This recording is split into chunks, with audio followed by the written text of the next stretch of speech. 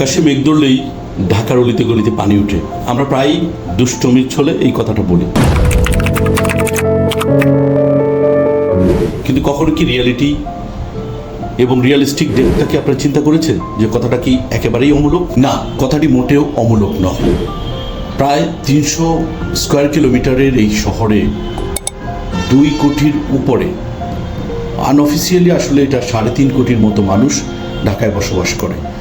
এই ঢাকায়, এই হাইলি ডেন্স ঢাকায় প্রতিটি মানুষ যে পরিমাণ ওয়েস্ট জেনারেট প্রতিদিন করছি তার মাত্র 37 to 40% সিটি কর্পোরেশন কর্তৃক ম্যানেজমেন্ট করা হচ্ছে। আর বাকি ওয়েস্টগুলো কোথায় যাচ্ছে? হঠাৎ বন্যা থেকে ওয়েস্টে কেন গেলাম? না, অবশ্যই একটা সংযোগ আছে। আপনি কি জানেন ঢাকা শহরে এই যে মেঘ ধরলেই গলিতে অলিতে পানি, অথবা এক পশলা বৃষ্টি হলেই এই যে জনজীবন নাভিশ্বাস উঠে যায়, এই যে আমাদের নদী হয়ে যায়, আমরা মজা করে বলি কক্সবাজার সি বিচ হয়ে গেছে ঢাকা। ঢাকাতে নৌকা ভ্রমণ করেছি, যদিও আমরা মজা করে বলছি, প্যারোডি করছি, কিন্তু এটা তো আমাদের জনজীবনের দুর্ভোগ। আর এই দুর্ভোগের অন্যতম কারণ নাগরিক অসচেতনতা। আমরা শুধু গভর্নমেন্ট বা সিটি কর্পোরেশনকে দায়ী করলেই হবে না।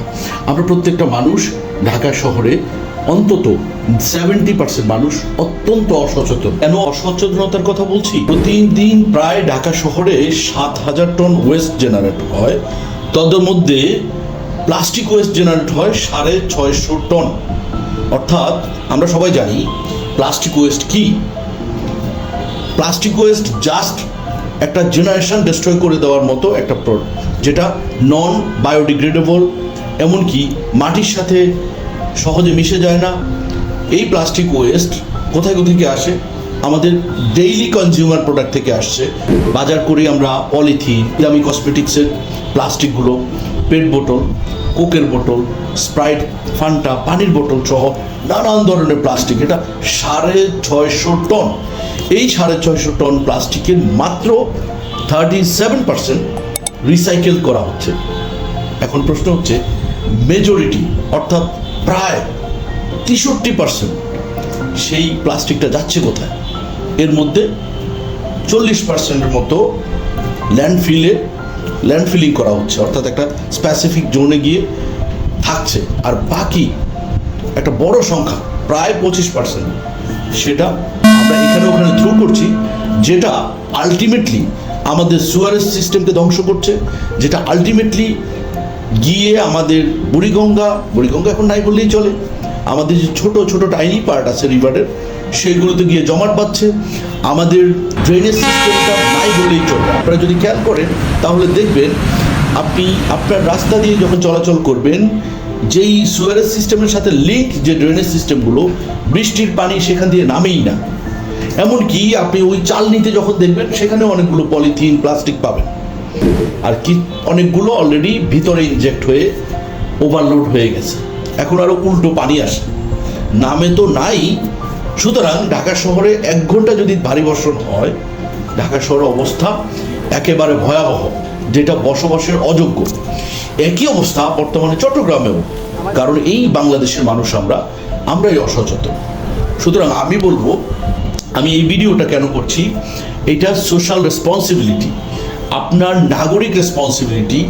আপনার আমার নিজের জীবনটাকে আরও একটু কালারফুল করার জন্য আরেকটু দায়িত্বশীল আমাদের হতেই হবে। আমরা প্রায় দেখি এই রিক্সায় করে যাচ্ছি, বাসে করে যাচ্ছি, কিংবা দামি গাড়িতে করে যাচ্ছি। আমরা কোক খেয়েছি, স্প্রাইট খেয়েছি, অথবা পানি খেয়েছি, খেয়ে টুক করে বোতলটা রাস্তায় ফেলছি। আমরা কি একবার চিন্তা করছি? সুতরাং আমার পরামর্শ হলো, আমরা এই জায়গা থেকে অবশ্যই কমিউনিটি ডেভেলপ করতে হবে। আমাদের প্রত্যেককে সচেতন হতে হবে। আপনার বাচ্চাকে গাদা অনেক বড় বড় বই পড়ার হচ্ছে, তার চেয়ে বড় গুরুত্বপূর্ণ হচ্ছে তাকে মোরালি শিক্ষা দিন, তাকে রেসপন্সিবিলিটি শিক্ষা দিন। সোসাইটির প্রতি, পরিবারের প্রতি যেমন তার দায়িত্ববোধ আছে, সমাজের প্রতি তার দায়িত্ববোধ আছে।